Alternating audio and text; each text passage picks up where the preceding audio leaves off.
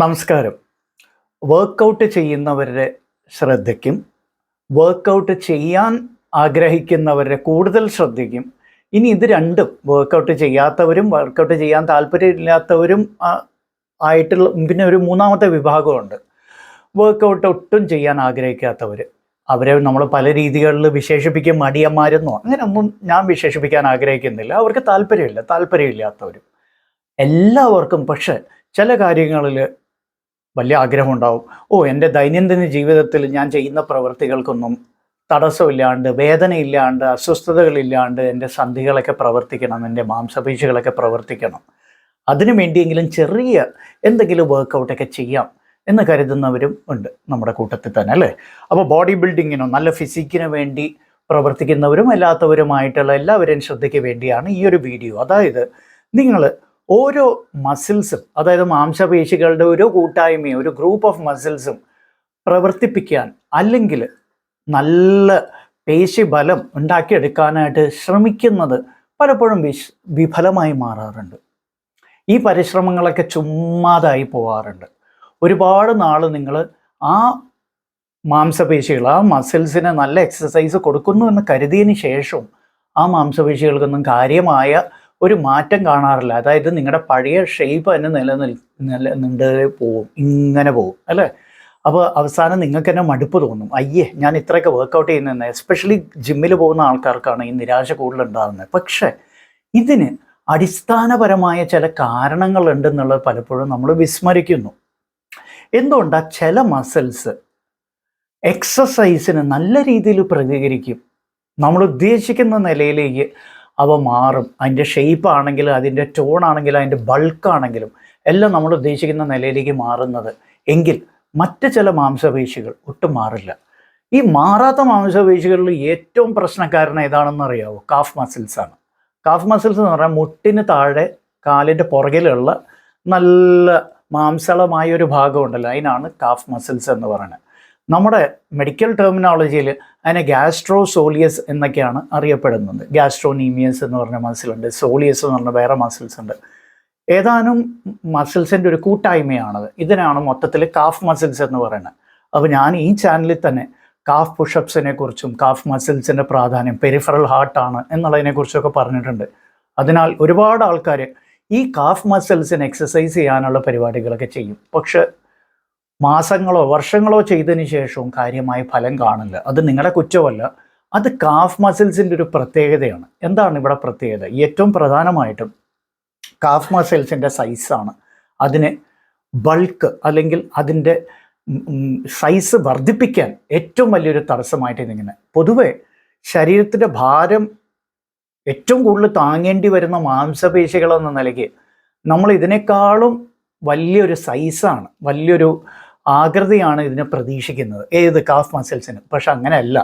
ശരീരം അരക്കെട്ടിൽ നിന്ന് പിന്നെ താഴോട്ട് നാരോ ആയിട്ട്, അതായത് വീതി കുറഞ്ഞ് അതിൻ്റെ സൈസ് കുറഞ്ഞാണ് വരുന്നത്. എന്നിട്ടാണ് പാദങ്ങളിലേക്ക് വരുന്നത്. ഓർമ്മ വേണം, മുട്ടിൻ്റെ അവിടെ ഒരു ചെറിയ ആംഗുലേഷൻ ഉണ്ട്. അത് പക്ഷേ ബോൺസിന് വേണ്ടിയുള്ളതാണ്.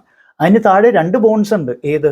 ടിബിയയും ഫിബുലയും. പിന്നെ അതിൻ്റെ താഴെ വേറെ ബോൺസ് ഉണ്ട്, ടാർസൽ ബോൺസ് എന്ന് പറയും. ടാലസ്, കാൽക്കേനിയം എന്നൊക്കെ പറഞ്ഞ ഒരുപാട് ബോൺസ് ഉണ്ട്. പിന്നെ മെറ്റാ ടാർസൽസും ഫാലഞ്ചസ്. അങ്ങനെ ഇത്രയും അസ്ഥികൾക്കെല്ലാം കൂടി ആകെയുള്ള ചെറിയ മാംസപേശികളാണ് മുട്ടിന് താഴെ. അതിനാൽ ഈ മാംസപേശികൾ, ഏത് കാഫ് മസിൽസിനെ എക്സസൈസ് ചെയ്ത് അതിൻ്റെ ബൾക്ക് കൂട്ടുക എന്നുള്ളത് വളരെ എളുപ്പം ചെയ്യാവുന്ന കാര്യമൊന്നുമല്ല. പിന്നെ ഒരു മൈൻഡ് മസിൽ കണക്റ്റ് എന്ന് പറയുന്ന ഒരു കോൺസെപ്റ്റും കൂടി ഉണ്ട് മെഡിക്കൽ സയൻസിൽ. അതിനെക്കുറിച്ച് ഞാൻ കൂടുതൽ വിശദീകരിച്ച് ബോറടിപ്പിക്കില്ല. പക്ഷേ ഇത്ര മനസ്സിലാക്കുക, ശരീരവും മനസ്സും, അതായത് മാംസപേശികളും മനസ്സും അല്ലെങ്കിൽ മനസ്സും മാംസപേശികളും തമ്മിലുള്ള ഒരു അഭേദ്യ ബന്ധമുണ്ട്. ഈ ബന്ധത്തിൻ്റെ പുറത്തിരിക്കും ഓരോ എക്സസൈസസ് ഓരോ മാംസപേശികളെ എങ്ങനെ ബാധിക്കുന്നു അല്ലെങ്കിൽ എങ്ങനെ സ്വാധീനിക്കുന്നു എന്നുള്ളത്.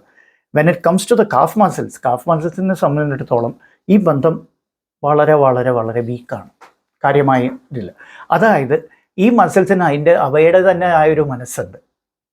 ബേസിക്കലി പെരിഫറൽ ഹാർട്ടായിട്ട് പ്രവർത്തിക്കേണ്ട മസിൽസാണ്. അതിനാൽ ഇതിന് നമ്മൾ മനഃപൂർവ്വം കുറേ എക്സസൈസ് കൊടുക്കുന്നത് കൊണ്ട് മാത്രം ഇതിൻ്റെ ബൾക്ക്, ഇതിൻ്റെ പവർ കൂട്ടാൻ ബുദ്ധിമുട്ടാണ്. സംഭവിക്കും, പക്ഷെ അതിന് കൺസിസ്റ്റൻ്റ് എഫേർട്സ് വേണം. മറ്റേ മസിൽസിനെ അപേക്ഷിച്ച് ഇതിന് ഒരുപാട് കൺസിസ്റ്റൻ്റ് റെഗുലർ എഫേർട്ട് വേണ്ടി വരും. അപ്പോൾ ഏറ്റവും ബുദ്ധിമുട്ടുള്ള മസിൽസിൽ നമ്പർ 1 പേര് കാഫ് മസിൽസ്. എക്സസൈസ് ചെയ്യുന്നവർ അതിനാൽ നിരാശപ്പെടേണ്ടതില്ല. കാഫ് മസിൽസിന് കൃത്യമായി എക്സസൈസസ് കൊടുത്താൽ കാലക്രമേണ സമയം കൂടുതലെടുത്തിട്ടാണെങ്കിലും നിങ്ങൾക്ക് തീർച്ചയായിട്ടും അതിൻ്റെ സൈസും ഷേപ്പും നന്നാക്കിയെടുക്കാൻ സാധിക്കും, ഒരു സംശയമില്ല. ഓക്കെ, അപ്പോൾ മസിൽ നമ്പർ 2 ലിസ്റ്റിൽ സെറേറ്റസ് ആൻറ്റീരിയർ എന്ന് പറയും. പേര് കേൾക്കുമ്പോൾ നിങ്ങൾക്ക് പെട്ടെന്ന് കത്തില്ല, പക്ഷെ വളരെ സിമ്പിളാണ്. കക്ഷങ്ങളുടെ തൊട്ട് അടിയിൽ നെഞ്ചിൻ്റെ വശത്ത് ഉള്ള മസിൽസാണവ. അതായത് ഇതിൻ്റെ പ്രവർത്തനം വളരെ പ്രധാനപ്പെട്ട, ശ്രദ്ധിച്ചോളൂ, ഓവർഹെഡ് ആക്ടിവിറ്റീസ്. അതായത് സ്കാപ്പുല എന്ന് പറഞ്ഞാൽ നമ്മുടെ ഷോൾഡർ ബ്ലേഡില്ലേ, തോളിൻ്റെ പുറകിൽ കിടക്കുന്ന 2 ട്രയാങ്കിൾ ഷേപ്പിലുള്ള അസ്ഥികളല്ലേ, ഇവയെ സ്റ്റെബിലൈസ് ചെയ്യുക, ഇതിനെ എലിവേറ്റ് ചെയ്യുക, ഇതിനെ സപ്രസ് ചെയ്യുക, ഡിപ്രസ് ചെയ്യുക എന്നൊക്കെ പറയുന്ന ഒരുപാട് ഫങ്ഷൻസ് ഉണ്ട് അതിന്. അതുപോലെ സ്കാപ്പുലർ റൊട്ടേഷൻസ്, ഇതിനൊക്കെ കൺട്രോൾ ചെയ്യുന്ന ഒരു പ്രധാനപ്പെട്ട കുഞ്ഞു മസിലാണ്, പക്ഷേ വളരെ പ്രധാനപ്പെട്ട മസിലാണ് സെറേറ്റസ് ആൻറ്റീരിയർ. ഈ സെറേറ്റസ് ആൻറ്റീരിയർ നമ്മുടെ പഴയ ആൾക്കാർക്ക്, അതായത് നമ്മുടെ മുൻ തലമുറയിലെ മുതിർന്നവർക്ക് അറിയാമായിരുന്നു. അതായത് കിണറ്റിലെ വെള്ളം കോരാൻ വളരെ പ്രധാനപ്പെട്ട ഒരു മസിലാണ് ഈ സെറേറ്റസ് ആൻറ്റീരിയർ എന്ന് പറയുന്നത്. അന്ന് അതൊക്കെ നിർബന്ധമായിട്ടുള്ള കാര്യങ്ങളായിരുന്നു അല്ലേ, ദൈനംദിന ജീവിതത്തിൽ വളരെ നിർബന്ധമായിട്ടുള്ള കാര്യങ്ങളായിരുന്നു കിണറ്റിൽ നിന്ന് വെള്ളം കോരുക. അതുപോലെ ഈ അടുക്കളയിലേക്ക് ഒരു മുകളിലൊരു ആറ്റിക് എന്ന് പറയും, അതിൻ്റെ മലയാള വാക്ക് എനിക്ക് ഓർമ്മ വരുന്നില്ല. അതിൽ നിന്ന് എന്തെങ്കിലും സാധനങ്ങൾ എടുക്കുകയോ പാട്ടകളോ അല്ലെങ്കിൽ വിറകോ ഒക്കെ അവിടെ വെക്കാനും അവിടെ നിന്ന് എടുക്കാനും അതൊക്കെ അതിനൊക്കെ ആവശ്യമായി വരുന്ന മസിൽസാണ്. ഈ കാലത്ത് മോഡേൺ ലിവിങ്ങിൻ്റെ ഭാഗമായിട്ട് നമ്മൾ ഈ പറഞ്ഞ ഓവർഹെഡ് ആക്ടിവിറ്റീസ് ഒന്നും ചെയ്യാറില്ല. എന്നാൽ മസിൽ ഈ ഷോൾഡർ ജോയിൻറ്റിൻ്റെ മസിൽസിൻ്റെ മൊത്തത്തിൽ നമ്മൾ നോക്കുമ്പോൾ വളരെ പ്രധാനപ്പെട്ട ഒരു റോളാണ് ഈ സെറേറ്റസ് ആൻറ്റീരിയറിനുള്ളത്. Point number 1.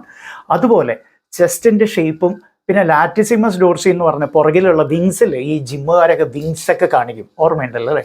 ഈ വിങ്സൊക്കെ ശരിക്കും പ്രോമിനൻ്റ് ആയിട്ട് കാണിക്കണം എന്നുണ്ടെങ്കിൽ ഈ സെറേറ്റസ് ആൻറ്റീരിയറിൻ്റെ പ്രവർത്തനം നിർബന്ധമായിട്ടും വേണം. അപ്പോൾ എങ്ങനെയാണ് സെറേറ്റസ് ആൻറ്റീരിയർ നമ്മൾ എക്സസൈസ് ചെയ്യേണ്ടത്? ഏറ്റവും ഫലപ്രദമായിട്ടുള്ള മാർഗം പുള്ളപ്സ് ആണ്, പുഷപ്സ് അല്ല. ഓർമ്മയിരിക്കട്ടെ, പുഷപ്സ് കൊണ്ട് നിങ്ങൾക്ക് സെറേറ്റസ് ആൻറ്റീരിയറിനെ എക്സസൈസ് ചെയ്ത് ഷേപ്പിൽ കൊണ്ടുവരാൻ പറ്റില്ല. പുള്ളപ്സിലൂടെ മാത്രമേ പറ്റുള്ളൂ. പുള്ളപ്സ് ചെയ്യുന്ന അത്ര എളുപ്പമുള്ള കാര്യവുമല്ല, പക്ഷെ അത്രയും എഫേർട്ട് കൂടുതലുള്ള മസിൽ ആയതിനാൽ അതുകൊണ്ട് മാത്രമേ ഫലമുള്ളൂ serratus anterior. So that is muscle number 3. ഇനി മസിൽ നമ്പർ 4, അതായത് ബേസിക്കലി ഈ സെറേറ്റസ് ആൻറ്റീരിയറിൻ്റെ കൂടെ തന്നെ ഞാൻ പറഞ്ഞു ലാറ്റിസിമസ് ഡോർസി എന്ന് പറഞ്ഞു. ലാറ്റിസിമസ് ഡോർസി എന്ന് പറയുമ്പോൾ ബേസിക്കലി ഈ സെറേറ്റസ് ആൻറ്റീരിയറിൻ്റെ പുറകിൽ വിങ്സ് ഉണ്ടാക്കുന്ന മസിൽസാണ് ഈ ലാറ്റിസിമസ് ഡോർസി. അപ്പോൾ വിങ്സിന് വേണ്ടി പരിശ്രമിക്കുന്നവർ സ്ഥിരം ചെയ്യുന്ന ഒരു പരിപാടി എന്താണ്? പുള്ളപ്സ് ആണ്, ഓവർഹെഡ് ആക്ടിവിറ്റീസ് ആണ്. പവർ ട്രെയിനറിൽ ഒന്നെങ്കിൽ പുള്ളപ്സ് അല്ലെങ്കിൽ അറ്റ്ലീസ്റ്റ് പുൾ ഡൗൺ. നല്ല പുൾ ഡൗൺ ടെക്നിക്കിലും നമുക്ക് ലാറ്റിസിമസ് ഡോർസിയും സെറേറ്റസ് ആൻറ്റീരിയറും ചെയ്യാം. പക്ഷെ ഇത് ചെയ്ത് ശീലമില്ലാത്തവരാണ് നിങ്ങളെങ്കിൽ നിർബന്ധമായും ഒരു പ്രൊഫഷണൽ സൂപ്പർവൈസറിൻ്റെ കീഴിൽ മാത്രമേ ഇത് ചെയ്യുക. കാരണം ഇത് ഇഞ്ചുറി പ്രോണാണ്, എന്ന് വെച്ചാൽ ഇതിൽ പരിക്കുകൾ പറ്റാനുള്ള സാധ്യത കൂടുതലാണ് ഈ ആക്ടിവിറ്റീസിൽ. പിന്നെ അപ്പോൾ നമ്മൾ ഇതിനെക്കുറിച്ച് പറഞ്ഞു, മൂന്നാമത്തെ ഗ്രൂപ്പ് പറഞ്ഞു. അപ്പോൾ ആദ്യത്തെ ഗ്രൂപ്പ് എന്താണ്? Calf muscles. രണ്ടാമത്തേത് സെറേറ്റസ് ആൻറ്റീരിയർ. മൂന്നാമത്തെ ലാറ്റിസിമസ് ഡോർസി. നാലാമത്തേത് ഹാംസ്ട്രിങ്സ്. ഹാംസ്ട്രിങ്സ് എന്ന് പറഞ്ഞാൽ ഏതാണെന്ന് എല്ലാവർക്കും അറിയാം, തുടകളുടെ പുറകിലുള്ള മസിൽസാണ് ഹാംസ്ട്രിങ് മസിൽസ്. ഹാംസ്ട്രിങ് മസിൽസിനെ എക്സസൈസ് ചെയ്യുക അത്ര എളുപ്പമുള്ള കാര്യമല്ല. ക്വാഡ്സ് ആണെങ്കിൽ വളരെ എളുപ്പമാണ്. ക്വാഡ്സ് എന്ന് പറഞ്ഞാൽ തുടകളുടെ മുൻവശത്തുള്ളവ, അത് എക്സസൈസ് ചെയ്യാൻ വളരെ സിമ്പിളാണ്, ഒരു ബുദ്ധിമുട്ടുമില്ല. പെട്ടെന്ന് എക്സസൈസിന് വിധേയമാവുന്ന തരത്തിലുള്ള മസിൽസാണ് ഈ ക്വാഡ്സ്. എന്നാൽ ഹാംസ്ട്രിങ്സ് അങ്ങനല്ല, അതിന് ഇത്തിരി പണിയുണ്ട്. ഹാംസ്ട്രിങ്സിന് ഏറ്റവും ഫലപ്രദമായ എക്സസൈസ് എന്ന് പറഞ്ഞു വരുന്ന സ്ക്വാറ്റ്സ് ആണ്.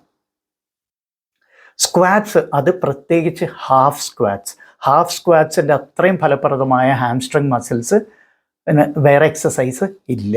Very simple. എന്നാൽ അപ്പോൾ ഈ 4 കൂട്ടം മസിൽസിനെ കുറിച്ച് നമ്മൾ പറഞ്ഞു. ഏറ്റവും എളുപ്പത്തിൽ ഈ എക്സസൈസ് ചെയ്യാനുള്ള മസിൽ എന്താണെന്ന് പറയും. അതായത് എക്സസൈസിൻ്റെ ഫലം, എക്സസൈസിൻ്റെ ഗുണം പെട്ടെന്ന് കാണപ്പെടുന്ന മസിൽസ്. എല്ലാവരും പറയും ബൈസെപ്സ്, ഡെൽറ്റോയിഡ്സ്. നോ, ഫോറാം മസിൽസാണ്. ഫോറാം മസിൽസിനാണ് യഥാർത്ഥത്തിൽ എക്സസൈസിൻ്റെ ഗുണം ഏറ്റവും പെട്ടെന്ന് കാണപ്പെടുന്നത്. പിന്നീടാണ് ബൈസെപ്സ് വരുന്നത്, പിന്നെയാണ് ഡെൽറ്റോയിഡ്സ്, ട്രപ്പീസിയസ് ഒക്കെ വരുന്നത്. പിന്നെ ഞാൻ പറഞ്ഞ ഏറ്റവും ബുദ്ധിമുട്ടുള്ളത് കാഫ് മസിൽസും പിന്നെ സെറേറ്റസ് ആൻറ്റീരിയർ, ലാറ്റിസിമസ് ഡോർസി, പിന്നെ ഹാംസ്ട്രിങ്സ്.